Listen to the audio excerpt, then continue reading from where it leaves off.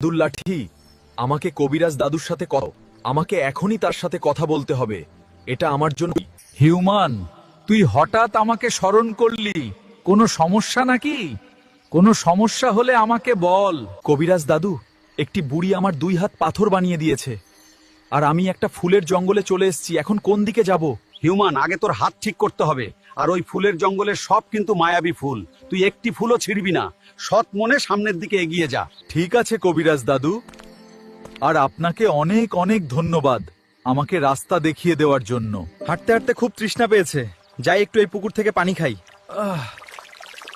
এত মিষ্টি পানি আগে কখনো খাইনি। তুমি কে? আর তুমি আমাদের পুকুরের পানি খেলে কেন আমাদের না জানিয়ে? আপনারা কারা? আমরা এই ফুলের জঙ্গলের সব কিছু দেখাশোনা করি। তুমি এখানে কি করতে আসছো? আমি আসছি অনেক বড় বিপদে পড়ে। আপনারা কি আমাকে একটু সাহায্য করতে পারবেন? আমি এখান থেকে বের হয়ে মরু রাজ্যে যেতে চাই। ঠিক আছে, আমরা তোমাকে সাহায্য করতে পারি, কিন্তু শর্ত আছে। তুমি মরু রাজ্য থেকে ফেরার সময় আমাদের জন্য সোনার জাদুর আপেল গাছ থেকে একটি জাদুর আপেল এনে দিতে হবে। আমি সেই সোনার আপেলের গাছ কোথায় পাবো? তুমি যে তান্ত্রিকের কাছে যাচ্ছ তার উত্তর দিকে একটি গুহার কাছে সেই সোনার জাদুর আপেল গাছ আছে। সেখান থেকে একটি আপেল এনে দিতে পারলে আমরা মুক্ত হতে পারবো। ওই তান্ত্রিক আমাদের বন্দি করে রেখেছে। আর শোনো, সততার পরিচয় দিয়ে জাদুর আপেল আনতে হবে, না হলে কিন্তু তুমি বিপদে পড়বে।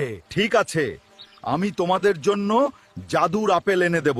মনে রেখো, তুমি কিন্তু আমাদের কথা দিয়েছো, কথার খেলাপ যেন না হয়। এই হিউম্যান যাকে একবার কথা দেয় সে কথার খেলাপ করে না।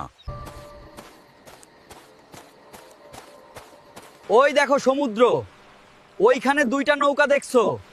ভুল করেও প্রথম নৌকায় উঠবে না। দ্বিতীয় নৌকাটি সমুদ্রের এক দৈত্যের, তার কাছ থেকে সাহায্য আশা করতে পারো। তাহলে আমরা যাই, বেঁচে থাকলে আবার দেখা হবে। এই নৌকায় উঠতে নিষেধ করেছিল, ওই তো দ্বিতীয় নৌকা, ওইটাতেই উঠি।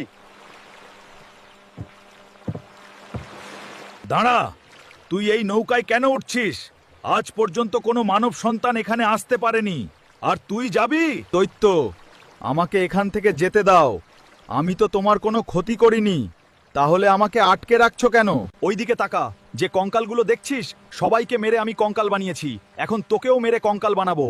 মানুষ মারতে আমার খুব ভালো লাগে। বন্ধুরা, পার্ট 5 দেখতে চাইলে লাইক ফলো করে কমেন্টে পার্ট 5 লিখুন।